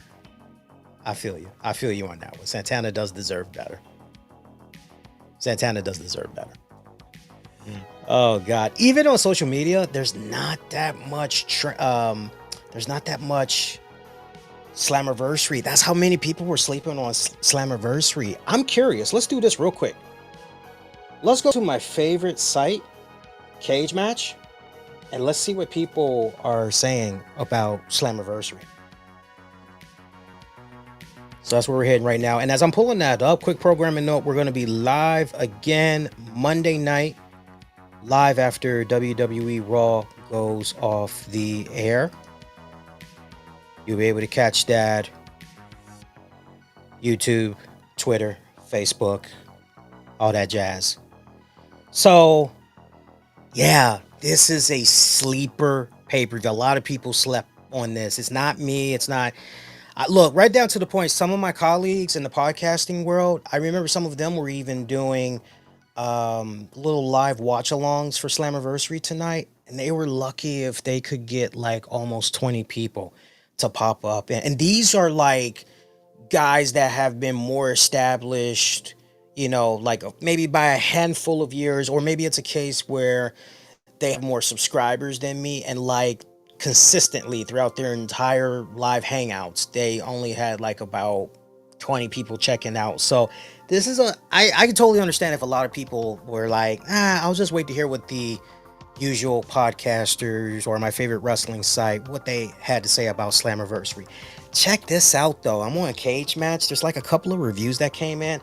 Oh man, is it harsh? I'm seeing nothing but like 1s, 2s, 4s right now. So let's see what's going on here without reading the essay here. Shout out to Dark Order 96. Gave it a 1 out of 10. This is bullshit. In Bret Hart's voice, this was the perfect time to crown Santana in his hometown. The story was right there. Now they're waiting until Bound for Glory in front of like 1,000 people instead of pulling the trigger at their biggest show. What the fuck? Diabolical booking, man. This was Santana's moment and they totally blew it. Hilarious company, LMAO. At this point, TNA is a fucking dead horse. They just keep kicking and hoping it twitches. Well, I feel Dark Order. It sounds like a lot of his frustration and anger is really just on the fact that they didn't pull the trigger on Mike Santana in his hometown. I mean, look, you all that have watched your wrestling for years upon years upon years, there are those moments in history, wrestling history, where, oh man, this is it. Like, it's so perfectly aligned. The hometown hero, now he's gonna do it. And the hometown hero comes up short. And usually you got the hometown hero, afterwards, I've let you guys down. I let myself down. I let my family down. I let my kids down. But I want to promise you all something. The next time you see me back here in this arena, in this city, in this state, I promise you, I'm going to be the World Heavyweight Champion. Bank on it. And so, you know, as I always like to say, the chase is better than the catch. Not for nothing, Mike Santana hasn't been chasing after the TNA World Heavyweight Championship that long, at least. Not that I'm aware of. If he's been chasing after it for like 6, 7, 8 months, like, y'all get me and the rest of the community caught up speed, okay? But, you know, I'm curious how his rating would have been if he would have went on ahead and said, you know, okay, Mike Santana, he's now the TNA champion. Now, what's your rating and thoughts on the event? Because it really just seems like his whole load is on how Mike Santana was handled here. Guar, 138. This was a colossal waste of time as a jaded TNA fan. This wasn't very impressive, and the TNA of old is dead. First off, lots of production issues and botches, which we talked about. which isn't always a bad thing, but just too many to ignore. I would agree with that to a degree. Then we get to the terrible booking decisions. Why was AJ first appearance in a decade wasted on nothing? Wasted on a nothing moment. Well, I don't think it was a nothing moment. I don't think it was a nothing moment at all. I think this was, look, if you were looking for him to come back, hey, I'm back and I'm going to do a match or two or three and see it. Like, no, you got to do the slow burn. You got to do the slow cooker, right? Don't do the instant gratification. That's the era that we're in now. We're in the instant gratification. I still remember, perfect example, not being too long-winded, Glenn Ree, Walking Dead. Remember when first time it seemed like they killed his character. People were in an uproar. They were demanding to know if AMC had really killed him and all this other stuff. And you all remember how that had played out, right? And the instant gratification that the fans were basically given to reassure them, well, pretty much in layman's terms, yeah, Glenn isn't dead, but, you'll just have to wait and see how it all plays out.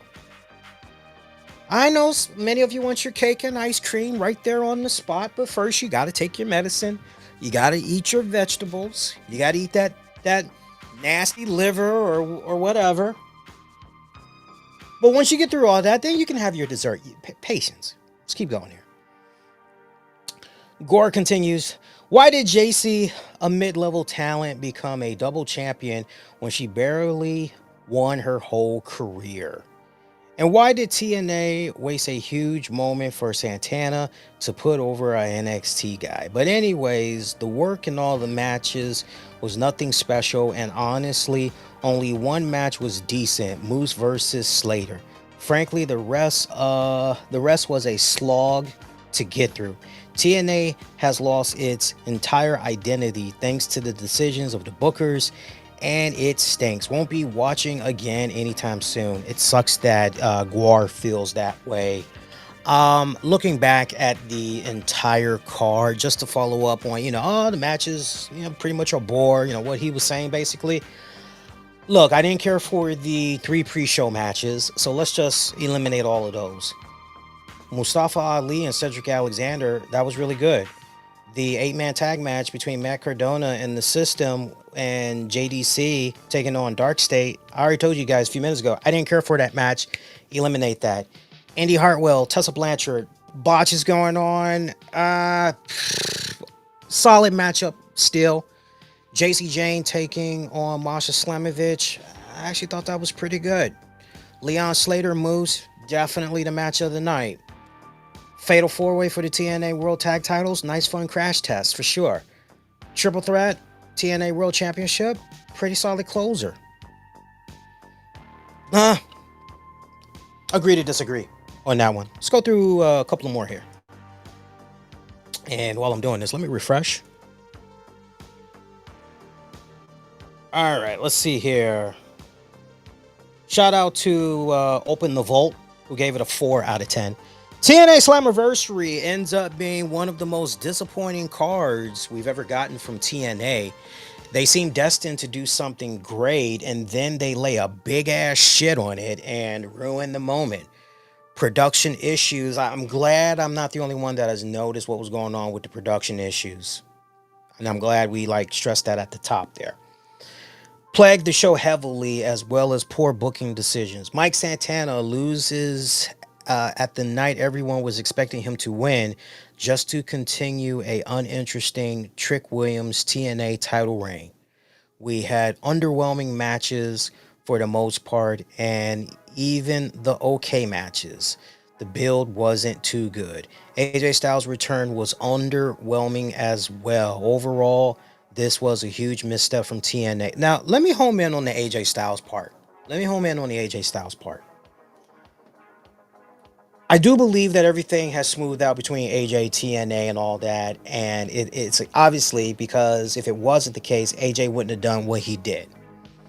I think AJ at this point, and I got to double down and say it again, we have not seen the last of AJ. I think this is just, look, let me just put my toe in the water. Let me just feel it. and let me ease my way back into this. Let me just take my time with this, okay? Now, if you guys were looking for AJ to say something along the lines of, I promise you, TNA, I promise you all going forward, I'll never be far from home, or I'll never be gone for so long from home like I have been again. I'll see you around. If he would have said something like that, I think that probably would have been a better, so I can meet you guys halfway. But it was still a really cool, fun moment to see AJ come out to his old Get Ready to Fly theme, even kind of looking like briefly maybe he cut his hair. He kind of maybe almost went back to how he looked when we last saw him and everything. Was it a little flat? I mean, he put over a young guy, future of the X Division, and right, all that good stuff. I mean, was it a little flat? A little bit. But maybe this was just a touch and go type of thing. I don't think it's the last we've seen of him, though. Let's go through one more here. Shout out to JWC. Quite literally one of the biggest shows in the company's existence, and lays a fat fucking egg. The production, the booking, the in-ring work, all of it was embarrassing. Mike Santana is a star. You're in New York. The crowd is behind him, and you have one of the worst finishes to a world title match and pay-per-view you'll ever see. How can you see AEW just stick to the landing and immediately don't do the same, instead leaving both world titles on developmental talent from another company? Also, the Hardys winning the tag titles in 2025, then proceeding to set up a match with the Dudleys. Yeah, no, thanks. Something's going to need to, the Hardy situation is an interesting one, because they were talking a little cryptic there going into tonight's pay-per-view, like maybe we were in that final end-game phase of their run in TNA before they go wherever. So you can't help but wonder if between now and Bound for Glory, will they still have those tag titles, or are they going to lose those tag titles? You just can't help but wonder. I really hope that going into Bound for Glory, the tag titles will be off of them by then, because if they are going to be rolling out, this is all I'm saying. The tag titles on Hardys, I'm okay with. So as long as it is a short run, and it is a short run that is used to properly elevate a fresher, younger, more established team. As long as you never can go wrong with that blueprint. I get where some people are coming from, but as long as you stick to that kind of a blueprint, you honestly can never go wrong, as far as I'm concerned. So wait and see how that plays out. A lot of people upset about the Mike Santana. I love this. Meanwhile, Goldberg lost in Atlanta, his hometown, and all that, and people are just fucking it. Yeah, he should have lost. What the hell is he bitching about? Right? I get it. I see how you guys are doing it. Not for nothing. We saw Jey Uso go through this. We saw so many people go through this. And when it was all said and done, again, it goes back to the chase is better than the catch. When the moment finally does happen, I honestly don't think most people are going to even hey, remember when? No. I'll read one more for you guys. Shout out to Death Seeker. 0 out of 10. Half the matches on the card from people with no history in TNA, and nearly none of them had any real build. Cedric had a match on the WWE pre-show with Ali 8 years ago, and got on this show with 1 3-minute match in TNA. Still a good match. I don't care what you say. It was still a good match. Dark State have never wrestled in TNA, but got a match. Now I feel you on that. I don't even care for Dark State. And I've been watching NXT regularly. And I don't care for Dark State. I don't care for Tony D'Angelo and family. So you 2 for 2 right now. Let's see what else you got here. Two losses to NXT and one to Fourth Row. I guess he's talking about Dark State or whatever. Why bother watching TNA instead of them? The only real TNA versus TNA regular match was Moose and Leon Slater, but they spent half a year saying Leon deserves the title because of his age, and I got tired of it by the second week. Like I said, y'all chat me and the rest of the community up, hook us up, get us cut off to speed and all that. All right, take a look at these polling results one more time before we get ready to roll out and get the latest update here. Let's see where we stand now on Twitter. Holding about the same. We're almost at dead even though. Again, poll of the night for those of you that checked out TNA Slammiversary. What did you think? Right now we got 47% giving the event a thumbs up, 52% giving the event a thumbs down. Poking my head in YouTube one more time, youtube.com/the RCWR show. Check out the post section, see what you guys are saying over there. Early voting still coming in, but it's not looking good. YouTube community, not looking good. Right now I'm seeing a thumbs down. So for those of you that's going to be trickling on in after the fact, represent, cast your vote. Shout out to James in the chat. I see your comment. Let's pull that up right now. Bear with me a second here so I can pull that up.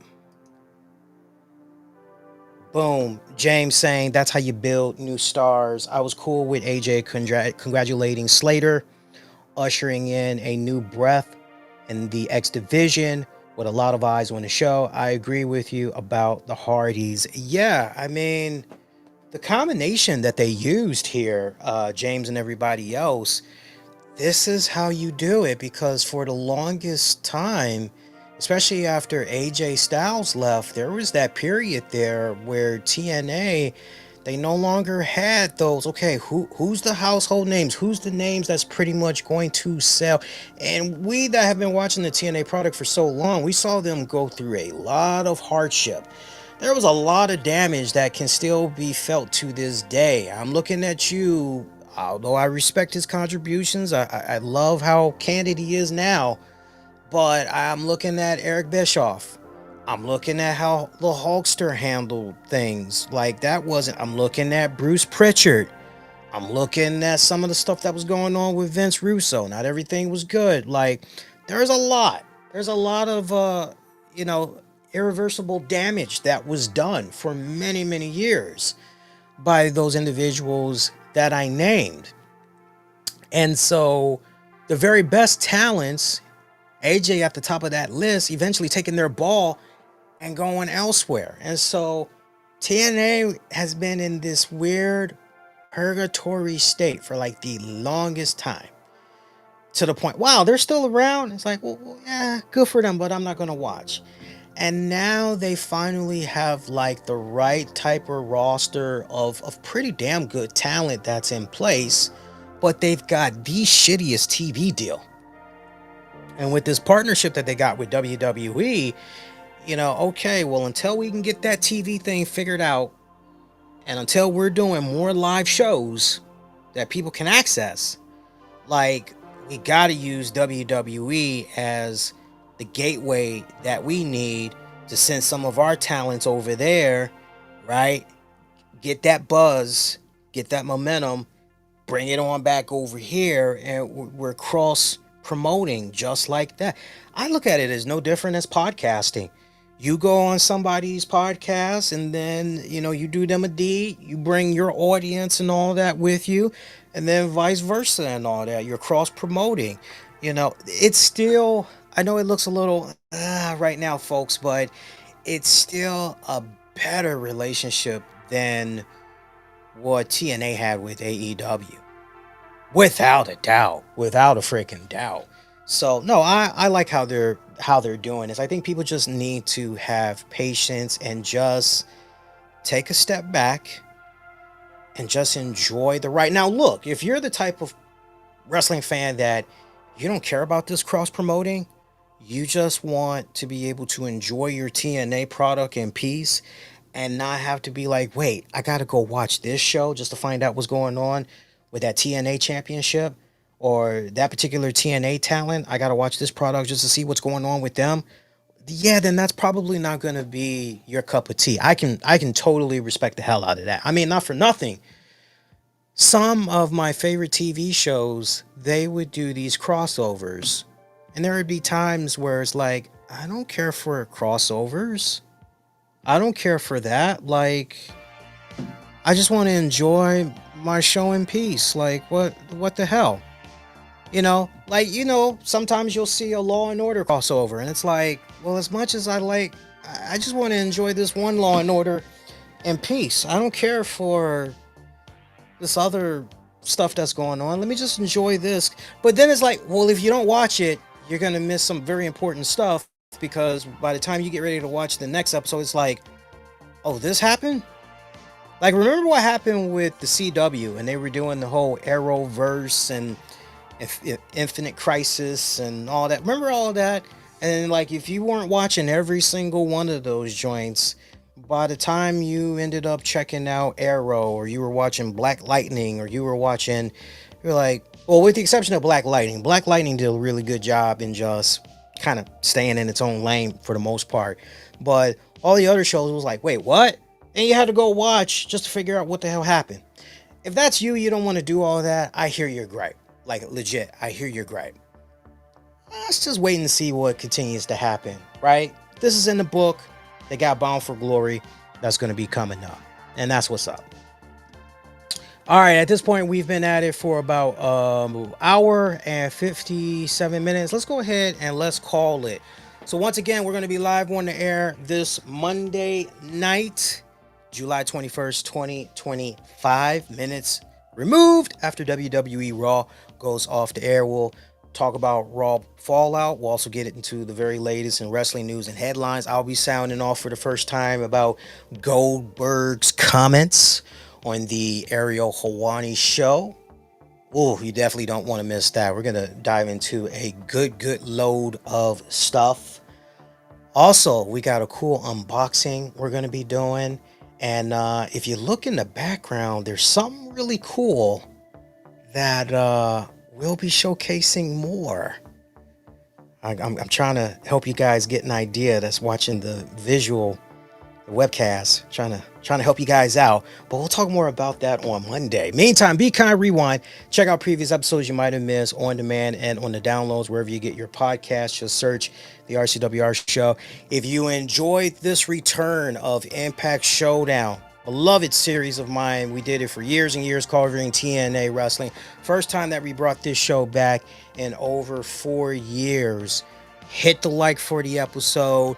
Definitely keep tabs on any future polls, because I may ask you guys in the coming days, would you like to see Impact Showdown come back on a regular basis covering TNA wrestling?